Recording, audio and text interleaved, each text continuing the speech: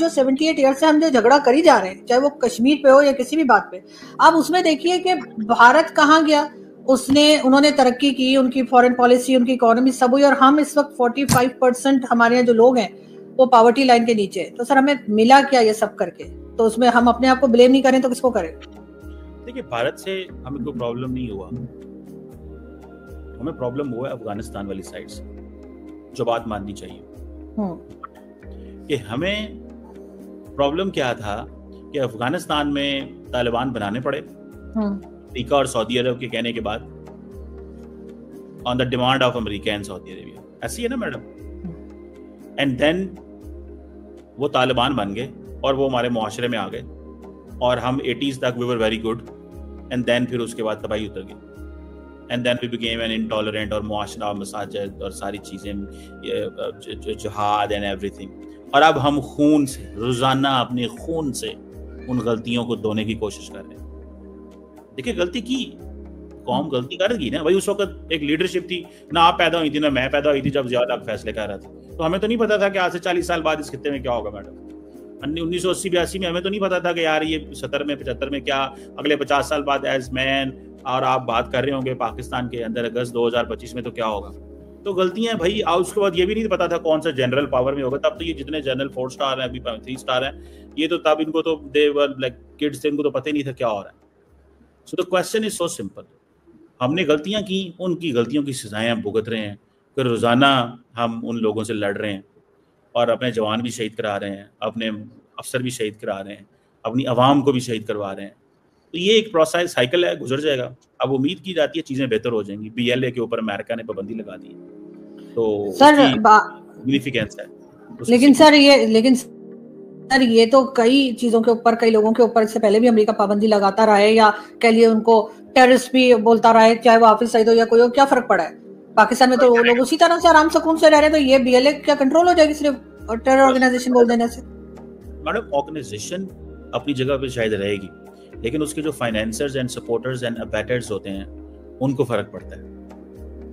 उनके जो फाइनेंसर्स हैं, अबेटर्स हैं, सपोर्टर्स हैं, मेकर्स हैं, उनके ऊपर गहरा तंग होगा अब। And then America Afghan Balochistan के अंदर इन्वेस्टमेंट करने जा रहा है।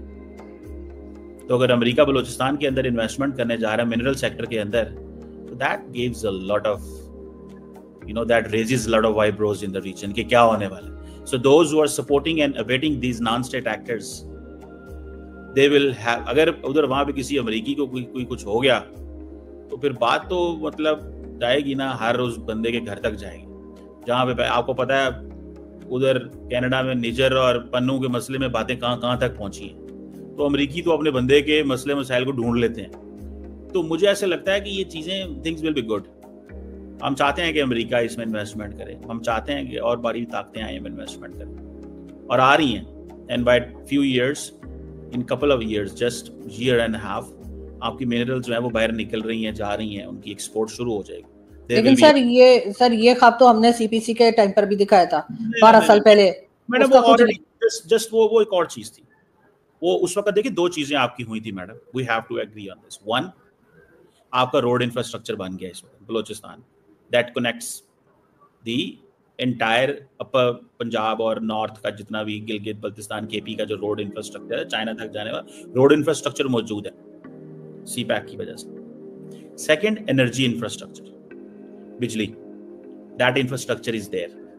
That is why Pakistan is dedicating 2000 megawatt for crypto mining के लिए। Okay, so the point is कि वो 2 चीजें मौजूद हैं, बिजली मौजूद है, रोड इंफ्रास्ट्रक्चर मौजूद है। What we need is we are offering the word the mineral sector में लेके आ रहे हैं, ठीक है। So mineral sector क्या है?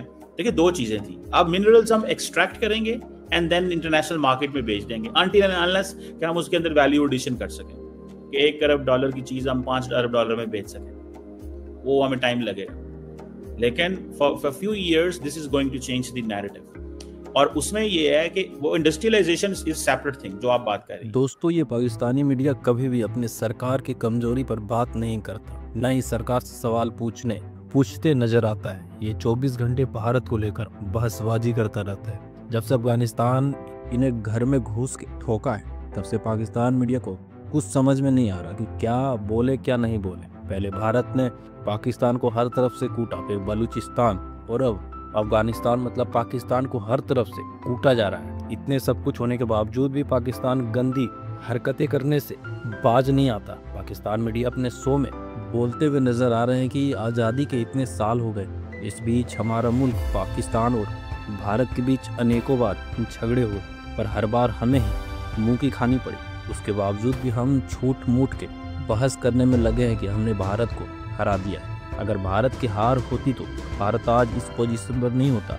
आज़ादी तो हमें भारत और पाकिस्तान को एक साथ मिली, पर भारत आज कहाँ है और हमारा मुल्क का स्तर आज कहाँ है? दोनों के बीच आसमान ज़मीन का फ़र्क है। भारत आज हमसे हर क्षेत्र में आगे है और हमारे मुल्क में लोग आटा पानी के लिए तरस रहे हैं। एक गरीब तो ऊपर से महंगाई आसमां छू रही है। अगर इसी स्थिति के बाद भी हम भारत के बारे में फालतू की बकवास करते हैं तो हमसे बड़ा बेवकूफ़ और कोई नहीं। पाकिस्तान मीडिया को अफगान के पहले जाने का बड़ा दुख है। पाकिस्तान मुंह तोड़ जवाब देने के बजाय भारत के पीछे पड़ा हुआ है और इस झगड़े का असल दोषी भारत को, यानी कि इस झगड़े को लगाने का दोषी भारत को बोल रहा है। अगर भारत को यही करना होता तो ऑपरेशन सिंदूर में ही तुम्हारे मुल्क को मिटा देता। अफगान भी भारत का भाई जैसा है। इस कठिन वक्त में हमें अफगानिस्तान को मदद करना ही है। भारत को दोष देना आसान है, पर असली सवाल जब तुम्हारे घर में संकट है, क्या तुम पड़ोसी को दोषी ठहराओगे या अपनी गलतियां सुधारोगे? पाकिस्तानी मीडिया अभी भी सच्चाई छिपाकर वही बहाने बना रहा है। दोस्तों, पाकिस्तान की वो सच्चाई जो पाकिस्तान मीडिया कभी सामने नहीं ला पाएगी, क्योंकि उन्हें पता है अगर सच्चाई सामने ला दिया तो शायद उन्हें तेज से भगा दिया जाएगा। मिलिटेंट्स को मैडम एक चीज याद रखें, लास्ट ईयर आपका 1000 बंदा मरा था। So we have to be serious on this. उसमें हमारी गलतियां, मैंने आपको कहा ना, गलतियों से धो रहे हैं, अपने खून से अपनी गलतियां साफ कर रहे हैं। खून से सारा पाकिस्तान कर रहे हैं। फौज भी अपनी कुर्बानियां दे रही है, अवाम भी दे रही है, पुलिस भी दे रही है। अब सवाल ये है कि अगर कोई उठ के ये कहते कि हाँ जी, आपको याद होगा कि पाकिस्तान ने जब ईरान में स्ट्राइक की थी पिछले साल, तो इन्होंने ही कहा था कि तुम्हें खुश होने की जरूरत नहीं है, जो लोग ईरान में मारे गए हैं वो हमारे ही हैं। ठीक है, तो अब सवाल ये पैदा होता है कि ऐसे थोड़ी ही होता है जो आप जिस तरह कर रहे हैं। तो मेरा ख्याल है कि at the end of the day the state has to implement its writ. ये नहीं हो सकता कि स्टेट के रिट ना हो। हमने बहुत नुकसान करवा लिया मैडम। ये सारी चीजें ये टुक टुक टक टक बंद होनी चाहिए। अब आपको भी नुकसान हो रहा है बलूचिस्तान के। आप मुझे बताएं, बलूचिस्तान में मैडम सवाल है, अरबों डॉलर की इन्वेस्टमेंट हो गई, चीनियों को मारते हैं, the one who brought money.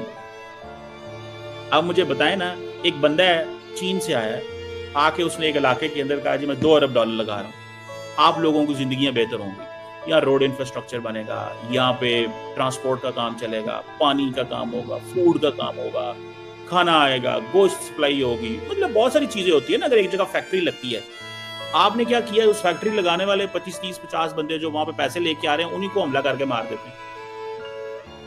तो आप क्या कहेंगे कि आप किसकी सपोर्ट कर रहे हैं?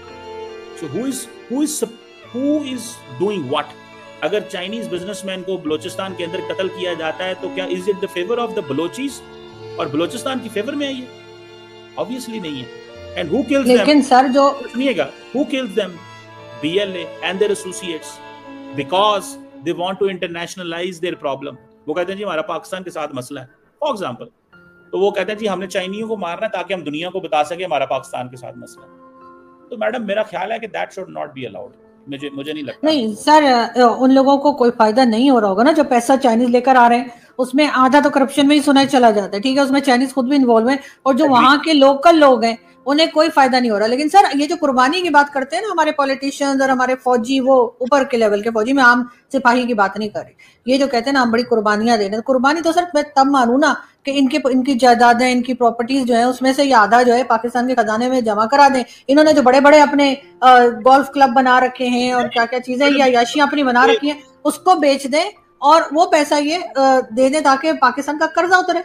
आम आदमी रह गया पाकिस्तान का कर्जा उतारने के लिए। इमरान खान तो जेल में चला गया, लेकिन आपके दिमाग में कुछ सवाल वो रख गया या कुछ लोग चीजें छोड़ गया। नहीं, मैं इमरान खान यहाँ कहाँ से आ गया? मैं इमरान खान की कोई ना फैन हूँ ना सपोर्टर हूँ। बहुत से लोग जो वो कह रहे हैं ना, ओ जी फौजी जो है ना वो अपना ये बेच, भाई बेच दें, मुझे मैं कौन सा फौजियों के गोल्फ जाके खेलता हूँ वहां पे, या मैनू क्या पता गोल्फ की होता है, या उधर क्या वो उनकी मैं कौन सा फैसिलिटी में जाके लेता हूँ, मुझे उससे क्या गर्ज है। लेकिन सवाल इंपॉर्टेंट है, फौजियों का ये बेच दें, हुकूमत का ये बेच दें, सिंध हुकूमत का ये बेच दें, पंजाब का ये बेच दें, और नहीं, पंजाब का ना बेचे, सिंध हुकूमत का ना बेचे, इन पॉलिटिशियंस का जाती जो है ना हैसियत, इनकी अपनी प्रॉपर्टीज बेचे। क्यों खा गए ये? क्यों ना बेचे सर? ये मुल्क को यही लोग खा गए, यही लोग जिन्होंने मुल्क को बर्बाद किया है। आपके पास क्या सबूत है कि ये लोग खा गए? क्यों नहीं है? किसकी बात? ऐसे बैठे बैठे इतनी प्रॉपर्टी मैं क्यों नाम लूं सर? लिसन, दुनिया जानती है इनके नाम। मैडम बात तो सुने ना, कौन खा गया? नाम ले, नेम वन पॉलिटिशियन। नहीं, मैं क्यों नाम लूं सर? सभी को पता है। आप इसे नाम दिलवाना चाह रहे, ये तमाम के तमाम इन्वॉल्व है। मैडम जब आप नाम लेने को तैयार नहीं है, आपके पास सबूत मौजूद नहीं है, आप किसी को पिन पॉइंट नहीं कर सकती, आपके पास एविडेंस मौजूद नहीं है, आप लोगों को बदनाम करेंगी इस नाम पे कि ये पॉलिटिशियन है, ये चोर है, डाकू है, लुटेरे हैं, खा गए हैं। ये काम तो जो है वो एस्टेब्लिशमेंट किया करती थी सियासतदानों को गंदा करने के लिए, जो आप बोल रही हैं सर। ये एस्टेब्लिशमेंट खुद इन्वॉल्व है इस सारे गंद में, इन्वॉल्व है। मैं आपसे ये कह रहा हूँ कि ये बातें तो आप जो बातें आप कह रही हैं, ये एस्टेब्लिशमेंट किसी दौर में किया करती थी। ये सियासतदान करप्ट हैं, चोर हैं, डाकू हैं, खा गए। मैं तो कह रही हूँ ये खुद भी इन्वॉल्व है, एस्टेब्लिशमेंट वाले इस हमाम में सारे हैं। तो भाई सवाल ये है कि do you have any proof against anyone? Sir अब आपको मैं मतलब क्या प्रूफ ला के दूं? आपको नहीं पता? आप इतने मासूम हैं कि आपको नहीं पता कि यहाँ पे करप्शन किस लेवल पर होती है और कहाँ तक के लोग करप्ट हैं और किस तरह के पॉलिटिशियन है, किस तरह के हमारे यानी पिज्जा फ्रेंचाइज बना लेते हैं लोग 100 से ऊपर। सॉरी बोलिए। उसके खिलाफ आपको you should go to Supreme Court against him, anyone. Why should I go? Because you are a concerned citizen. मैं एक बात कर रही हूँ ना आपसे, मैं आपसे सवाल कर रही हूँ सर। मैं आपको इन लोगों को ले जाने के लिए तो नहीं कह रही। Supreme court